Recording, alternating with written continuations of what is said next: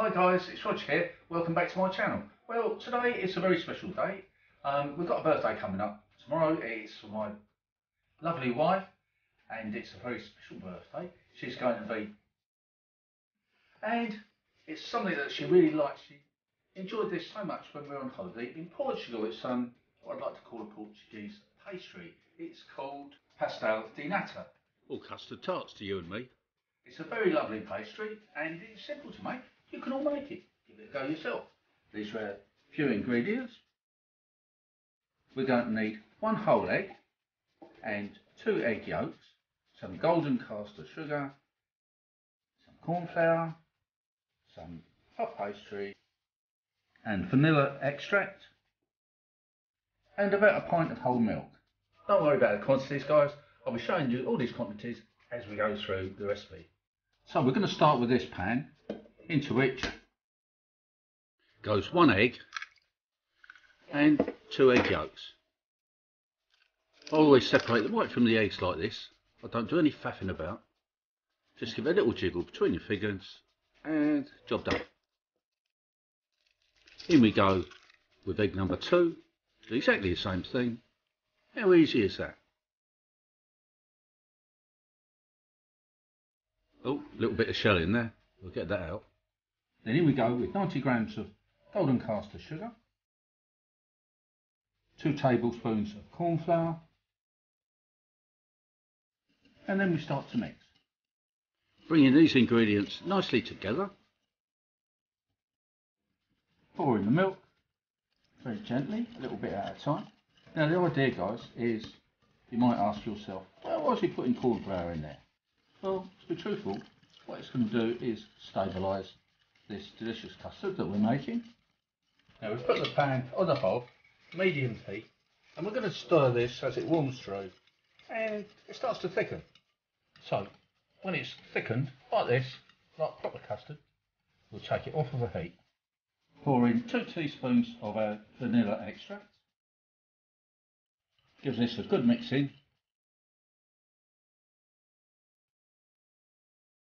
Transfer this to a large mixing bowl to let it cool. Then most importantly, we've got to cover this and make it airtight. We'll put some cling film over the top, and this will stop our custard from getting a nasty skin on.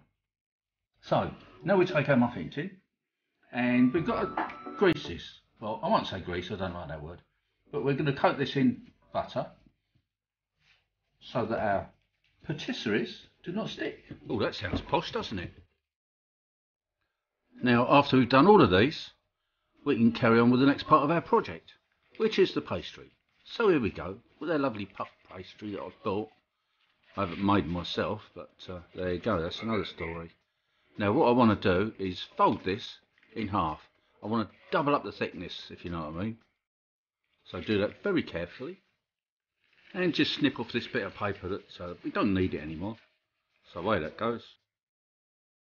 And very carefully, I'm going to take hold of this end piece of paper and start to fold the pastry into a roll. As tight as you can possibly get it, really tight. This is the tricky bit, probably the trickiest bit of the whole recipe. Careful as you go, Rog. So now we'll move this out of the way. Lightly flour our board that we're using.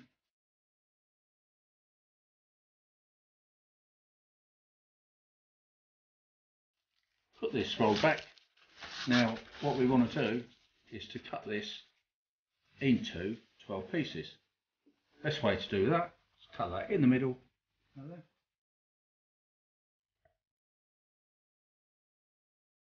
Middle again,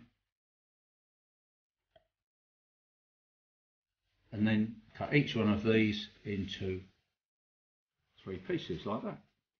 Now they're a tiny bit out of shape, so I want these into rounds. So I'm just going to smart them up a bit. Squish them in a little bit, and there you go.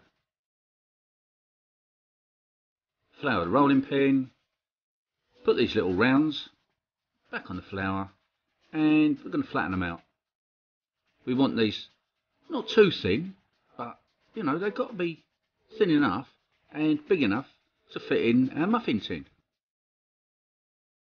And fit in they do.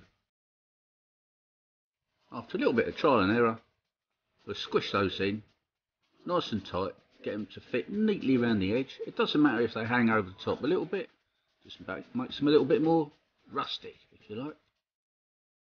There we go. Now it's time to put in our custard, which has cooled down.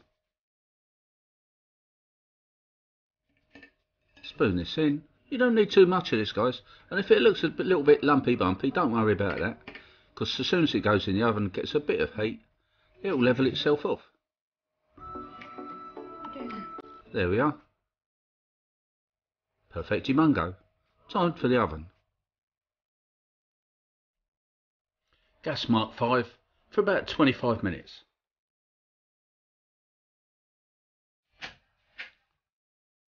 And then, surprise surprise, you're going to end up with these. Slide them out of the oven. Don't they look beautiful? Now we need to put these on top. Let them cool down a bit. They've all got that lovely little burnt bit that's supposed to be on there. Just enhances the way they look. Perfect.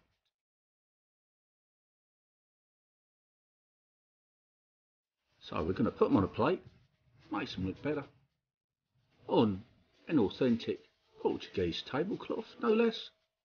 And time for a taste test. Check this out, guys. They've been left to cool and they look very tasty. I'll tell you how tasty they are. Well, come on then. Hurry up, haven't got all day. Oh yes.